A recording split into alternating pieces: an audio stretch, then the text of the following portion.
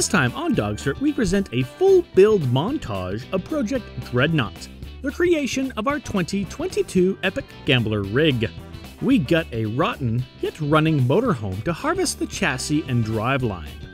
Then we get our grubby little hands on a field fresh basket case of a 1964 Cadillac Fleetwood. What soon follows is clearly nightmare fuel for the purists, but for the rest of you, enjoy. We are always thankful to have good friends, especially when they hear about a $300 running, driving motorhome. They let us know, and how can we say no? This is now ours. Clearly, our reputation precedes us as we have played with an RV before. At first, our plan was to race this one as well, but events quickly dried up. Our plans changed as inspiration struck. We're definitely gonna have fun with this rig. I'd like to take a moment to observe Damien, who is currently tasked with removing the rear cupboards. Clearly, we can see frustration building as he has misplaced his own tools. And more frustration. He must be reliving some long-forgotten childhood memory, perhaps. Then bam! Things take a swift turn to Hammersville. Old Faithful. Might is right. Who's your daddy? Do you like that? Take it! Take that! Take it all! End scene. It's always good to keep your vehicle smelling nice and fresh. That's right. Previous owners were very considerate. Looks like tuna. Yep, totally not cat food. Okay. With racing no longer an option, we decided we're going to build something with this motorhome. So once the motorhome was dropped off, we need to start with some all-important quality control checks, such as, will it do a burnout?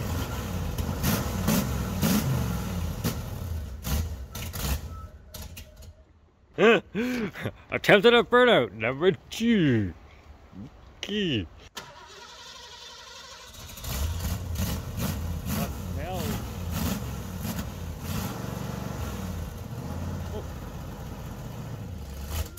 For those of you that need to know, here are the vehicle details.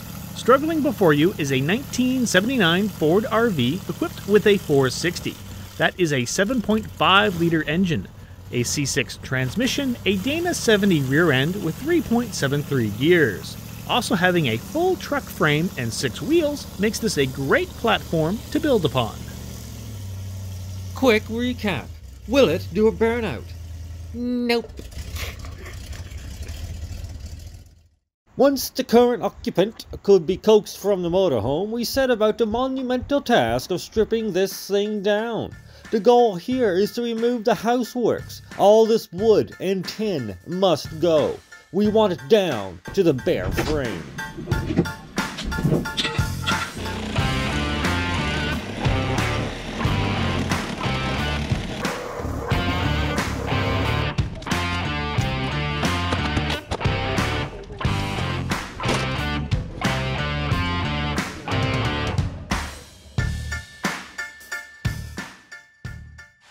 Did all alright. Had no need to fight tonight.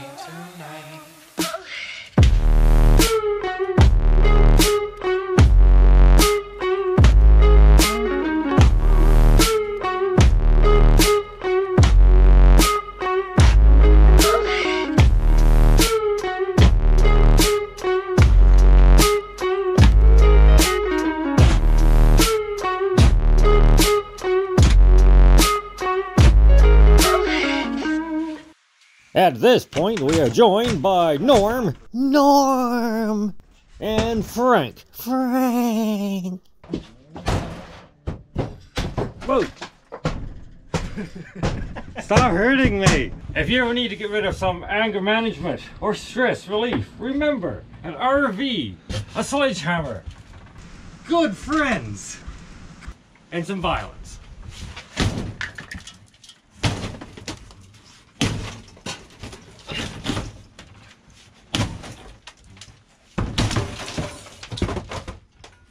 I feel much better now.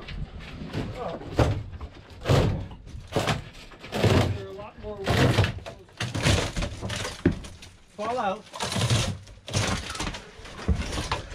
Jesus Christ! What? That was insane. It's a safety bathroom.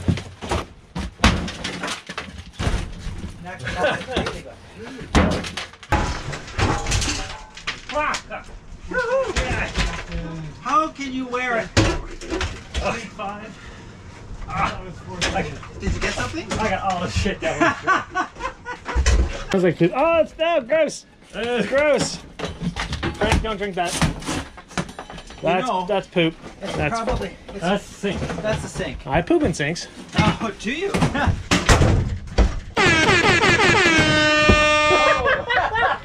I slipped. That was awesome.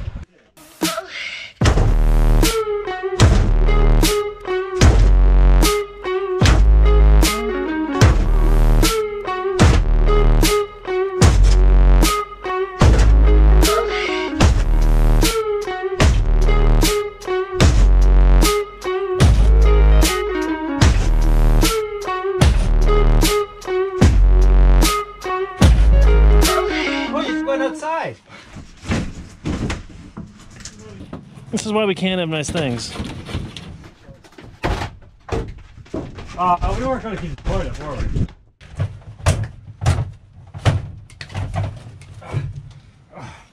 Come on. Don't spill that. Don't spill. There you go.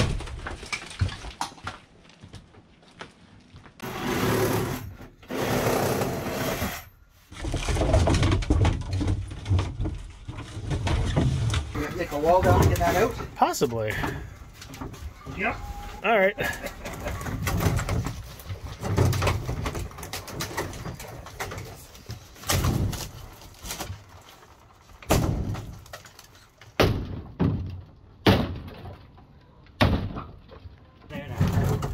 Are you happy? Nothing can go wrong.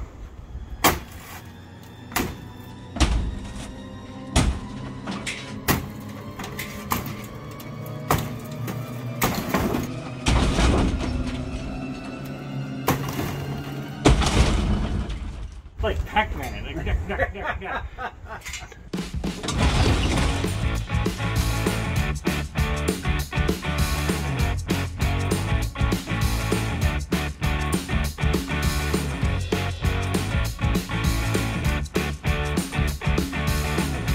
At the end of the day, and after 3 full trailer loads to the landfill, this is what we're left with.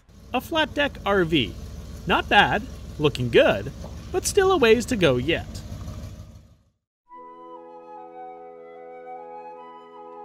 With the dawn of our second day, the same work continues. The task at hand, peel off what remains of the RV floor, and we can call this one done.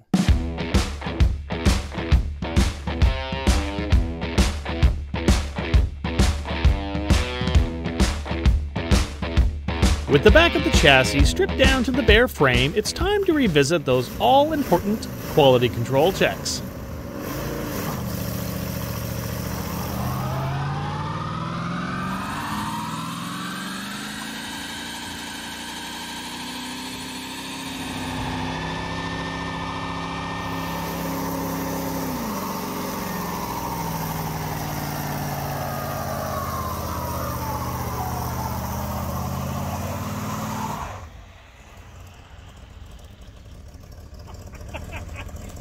Son of a bitch. With burnouts achieved, we move on to the next step of this project, looking for a vehicle to body swap onto this chassis. We now receive the next donor vehicle. From this, we plan to use the body, transplanting the Cadillac shell on top of the Ford chassis. Sacrilege to some, as it may be. Perhaps you have already noticed that the passenger wheel is missing. This tow started with the front wheel on the ground, but some loose lug nuts had something to say about that. The wheel was not recovered, having been successful in its attempt to break free now to roam the open plain. When we first came across this Cadillac, it was sitting under a tarp, partially disassembled, in a field. It was reported to be a decade since it last ran and was last on the road about 30 years ago. So, what we bought was a $500 basket case. A vehicle we're not familiar with, and now we have to figure out what we have, where it goes, and what's missing.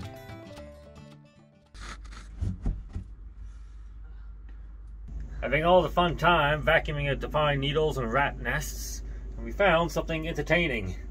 Let's see what this is.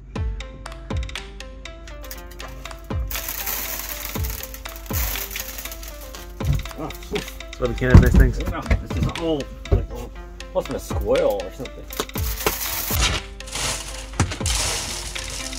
So much for my vacuuming job. Now, a cautionary note about the hantavirus. Always use great care when dealing with rodents. Particulates from dried deer mice droppings could be kicked up in the air you breathe.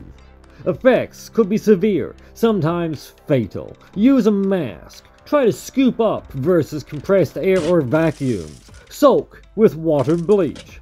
Basically, more than we did here. Fuck this thing. When you Google the hantavirus, be sure not to mistake that for hentai. That may awaken something deep inside of you. And now, to deal with the current tricycle issue. Before the missing wheel made its exit, it wiped out all the wheel stud threads. Because our future plans does not include this chassis, we can go forward with some bad ideas. With a clear conscience. Never let fear or common sense hold you back. With the top of the lug nuts welded to the studs, we're ready to roll. With 4 wheels on the ground, we move on to the engine. Being a 1964 model, this is a Cadillac 429 engine with a turbo 400 transmission. As to be expected, everything was a battle. Once the cables were cleaned, it turned over good. Then, cleaning the points to gain spark. When force-feeding with a healthy dump of fuel down its gullet, the long, derelict engine sputtered into life.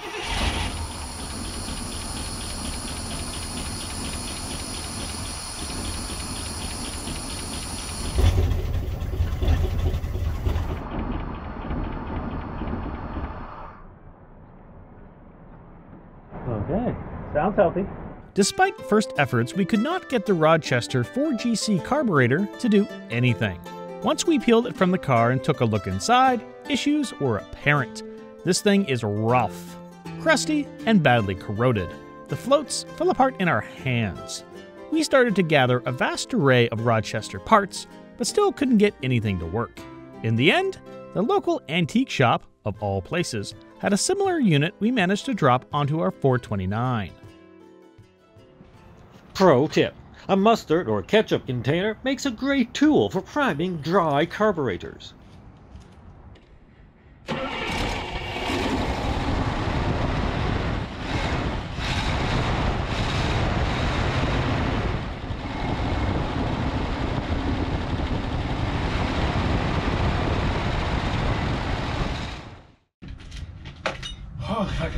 Now that the engine runs, we add a 200-pound old moldy seat.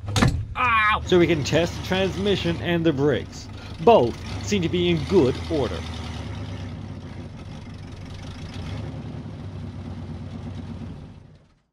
With the electron storage and fuel supply secure, it's time for some quality control checks. Have we checked to make sure we have steering? Steering and brakes.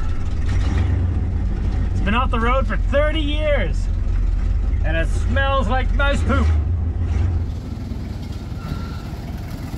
Put your seatbelt on. Little safety this has. Me putting my hand here has zero safety.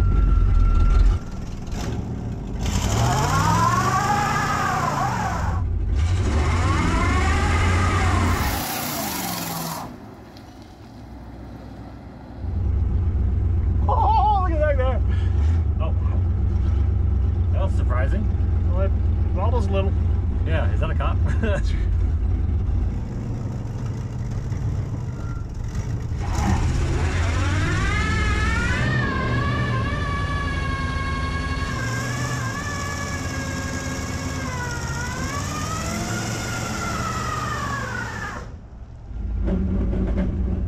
Sure runs good. Yeah.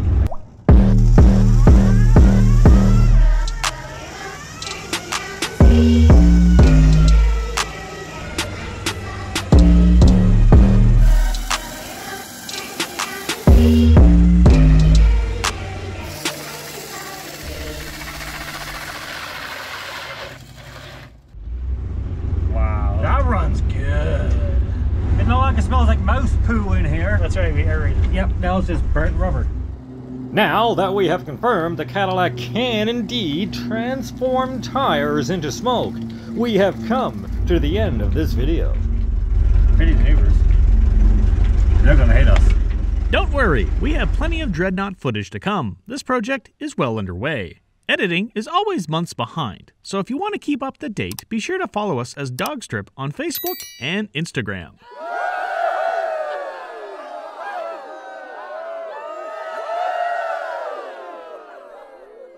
For those of you that refuse to watch the previous videos, here's the plan. We have a 1964 Cadillac Fleetwood we plan to mount to a motorhome chassis. But first, we have to free the Caddy from that unwanted X-frame.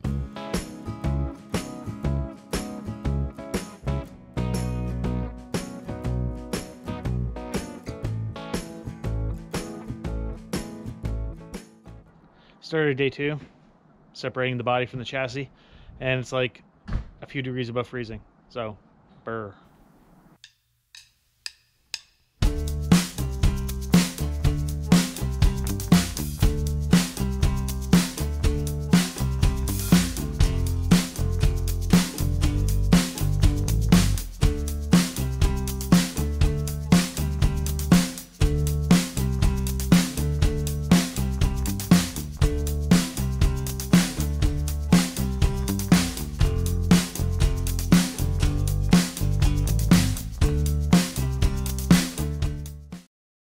All right, day 3 of Cadillac. Not so happy with this, but we'll make do. What you see before you is a piece of long-gone GM engineering, the X-frame. It was primarily used on GM full-size cars from 1958 through 1964. In 1958, this new frame would allow bolt-on body shells to be mounted lower to accentuate the lower, longer, wider styling trend of the day. Side impacts weren't a great thing, especially if you're in a hardtop or a convertible. Other than a few chassis mounts, we plan to keep the driveline and full rear suspension. Who knows, someday down the road we may stuff all of this into a Pinto or a Chevette. Only time will tell. What? It seems to be noisy. He's noisy. Other than the addition of 38-inch mud tires, the RV was left alone so it could move itself around. Now was the time to strip it down to the bare chassis.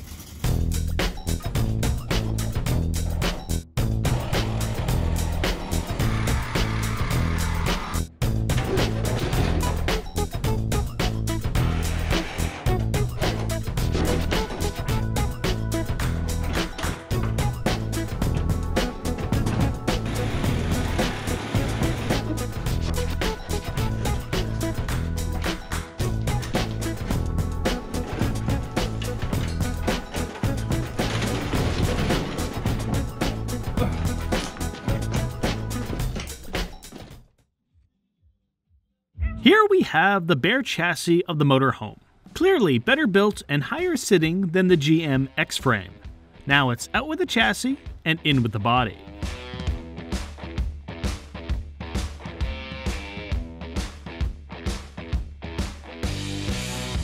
Next, we convert the front suspension from the RV dually hubs to the non-dually hubs. This opens our options to a wider range of non-dually rims and tires. Just a rotor swap, and it's that easy. Boom.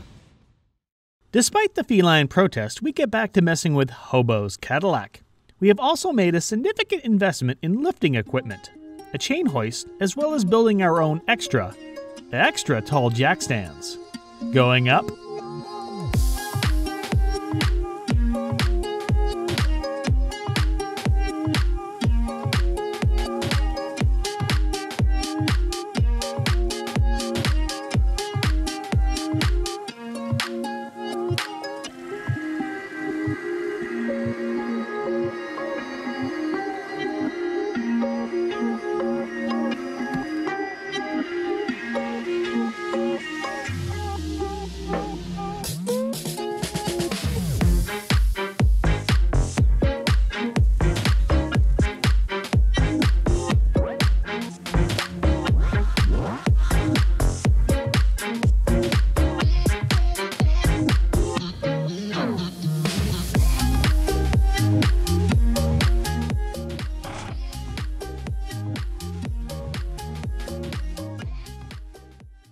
Despite the Cadillac body being lifted skyward, we still want to keep it as low to the RV chassis as we can. That means the back seat footwell is going to get some modifications, DawgStrip style. Now we hack a few massive holes into the good part of the floor for clearance around the RV fuel tanks. Then a few patch panels to plug up those holes so we can lower the car into her final fitment. There she sits, not too shabby. Starting with rust repair in the trunk, we must address some older patch jobs, cut out all the cancer, and start putting in fresh steel. After that, we open up those rear fender wells for the big old beefy 38-inch mud tires. Alright, so one thing that we've done for a few vehicles now is rock guard undercoating. You spray it everywhere, covers up defects, and it looks good. So this one jug has lasted, I think, 3-4 projects so far, and it's at least 20 years old. Thin it, it's good to use.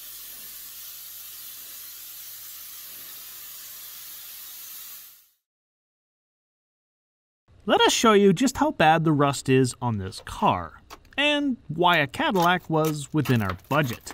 This is the front passenger cab corner. Every cab corner is like this. Repairs like these take time, days per location. It dragged out, but overall, we're happy with the results.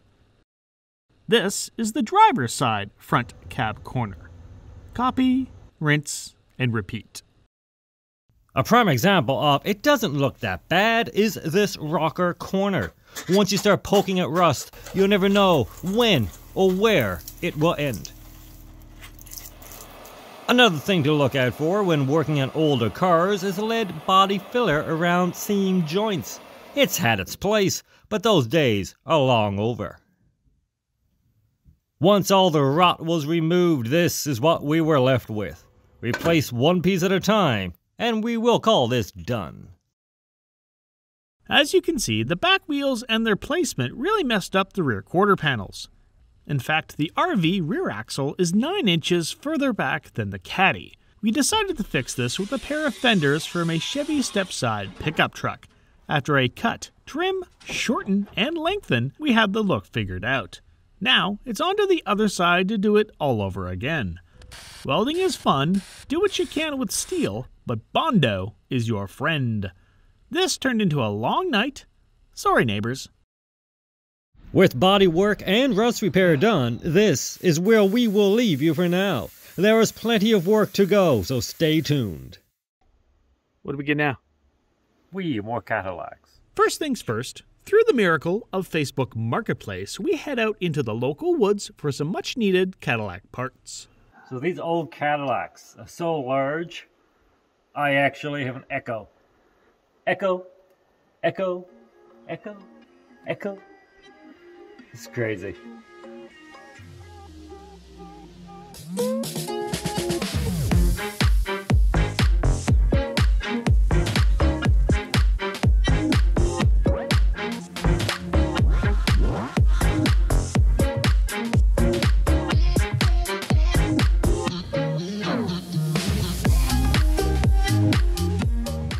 I'm done now, let's go home. And now, with our load of spare parts, it's back to the driveway. One DawgStrip hack that we've been doing for a while is expanding foam in rotten rocker panels. It fills the hole, it's quick, you sand it, you paint it, it's done. So, this stuff is black. Okay, so not all expanding foam is the same. Some you can't put into a blind cavity because it needs space to cure. Another trick that we're going to do is make a little nest of masking tape so it helps catches and then you can mold it afterwards. Experts.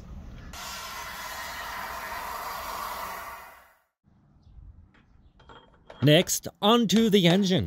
After a short battle with the stock DuraSpark distributor, we replace it with a more modern HEI distributor.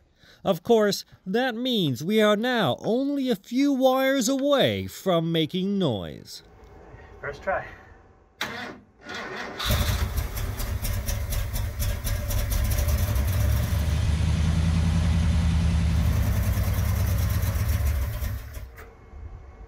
That ain't bad. Oh, transmission went. Oh.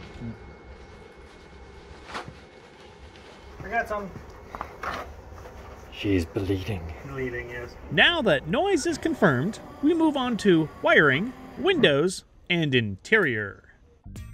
All right, welcome to the DawgStrip blanket party, where we have glue and fur. Pit my ride.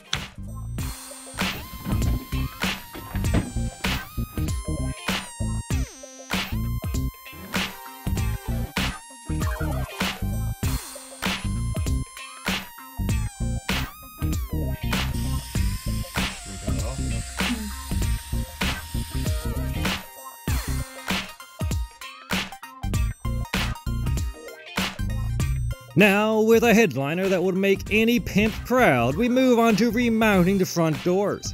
The previous owner had cut all 400 wires for the window controls. And once that disaster was rectified, we worked well into the night to get the front clip mounted.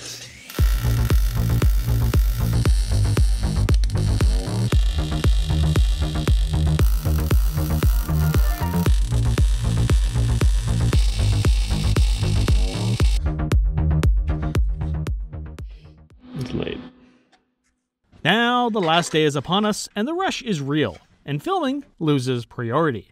We focus on important stuff like building our own side pipes, fluid levels, some last minute rust repairs. Patina is good, but rust holes is not. But for now, we're out of time, and we hit the road for the BC Gambler 500.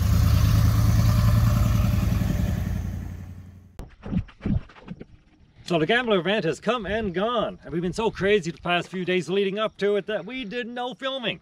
When there's only 2 people doing the job, it's kind of difficult. But we're now going to pass this over to Kevin, so he can tell you all the amazing fun things that we did with this creation.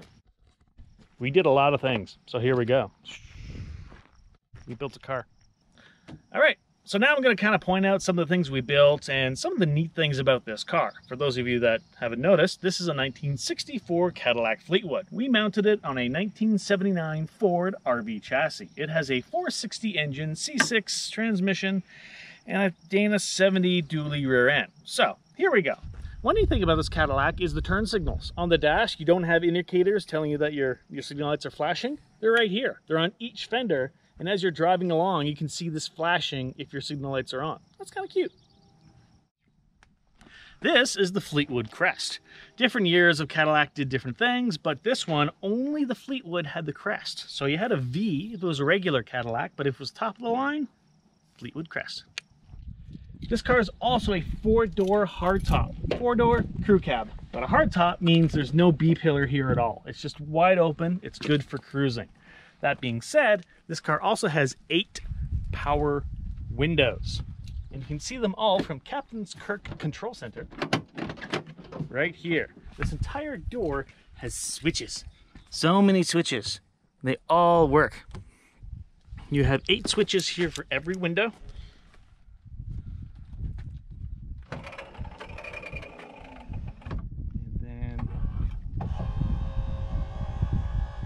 Even the back window, corner windows are electric.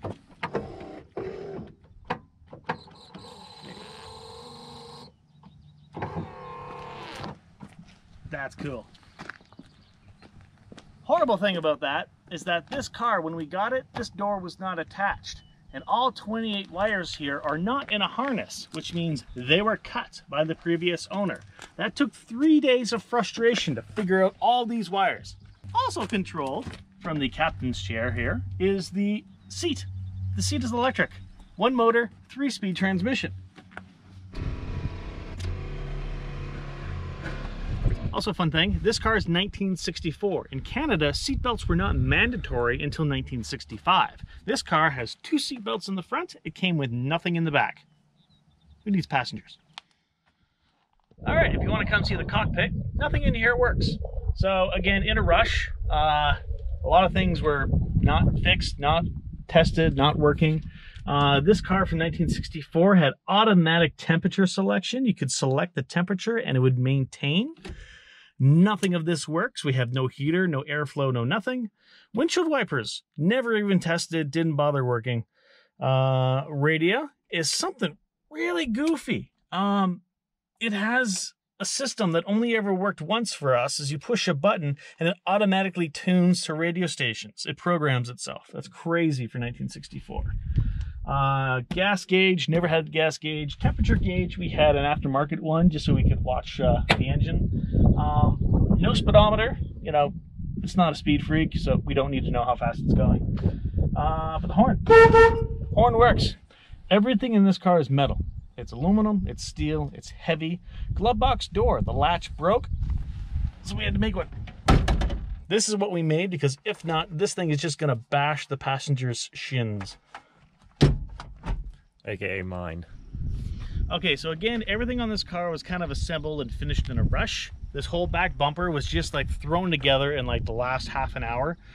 It's full length of the frame that the RV chassis was. We didn't know how much we were going to shorten it, so we just kept it full length. And this is the original bumper from the motorhome. We just needed something on here to be legal, and then we threw this plywood on here to cover the hole between the frame rails. Turned out to be a really good bar, but at the same time, it was just there for legal requirements. We also added the mud flaps that came from the motorhome. We added on some tow hooks just so we could drag other people along. They worked really well. Again, Cadillac. Because it's an RV chassis, it has dual tanks. This is the rear gas tank, but it's in the factory Cadillac position. It's really hard to get your fill nozzle in there. Other fuel tank is on the side. We have a vintage Richard Nixon bumper sticker. You know, we just have to fill in the classic looks. So there it is, Richard Nixon, the one for president. Deadhead sticker on a Cadillac. Out on the road today, I saw a deadhead sticker on a Cadillac. I'm just playing music during that part. Okay. Just, again, Cadillac had like a bunch of goofy, cool little things. To unlock the trunk, again, these are usually broken. It stays up. It stays up, out of the way. You put your key in, unlock it, and then it releases. Just those nifty little things for Cadillac. So this is where all the bodies go. It has an echo. Basically, we were planning on sleeping in this, but then a friend offered us to sleep in their trailer, the travel trailer, so we took them up on that. But this thing was full of alcohol, tools, everything we needed. This trunk is awesome. Taillights on this car, frustrating. Just everything electrical on this car, because I guess it was sitting in a field for decades, was just frustrating. Nothing worked. All contactors had to be clean, adjusted, clean 10 times. Bulbs were good, bulbs were bad, and it turned out to be a really frustrating day or two of just getting lights to work. But in the end, these taillights in the bumper, in the little fin, the last fin of Cadillac, it's a good look. It's cute. So, if you've been paying attention, this is a Ford 460. That is 7.5 liters of Ford lazy gloriness. Basically, you'll see in the following video the hassles that we had with this driveline. It was never really tested. In the motorhome, it ran, it drove, it stopped, and that's as far as we went with it. We used the motorhome radiator, massive 4-core, I think it's like 3 feet by 3 feet. We added electric fans just because this radiator is so high compared to the engine. We also had to get a transmission cooler because we broke the factory one when we were building all of this. We also had a hell of a time wiring the alternator. We fried like the 2 voltage regulators that we had to go out buy a brand new one. At the end, we ran out of time, and we just started throwing money at it with parts. And this year was very expensive, but I think we built something pretty damn cool. We'll keep it for a while. It moves good, it still needs a tune-up, but we're happy with this thing. It's cool, it's functional, and it's got style. So, thank you for watching. Give us a like and subscribe, and you'll see more of this in the future. Stay tuned for the Gambler video and see just how good this thing did. Or not. Next time on DawgStrip, we head to Agrifair for some figure 8 racing. But more importantly, we filmed these 3 lunatics who have signed themselves up for rollover competition. For 5 shows in total, these guys will be adding up the rolls until one is crowned the AgriFair 2022 Rollover Champion. Now, give us a thumbs up if you like what we're doing. Subscribe so you don't miss out on the next video. Did you start the camera? Why? Heard me what? Being all bitchy?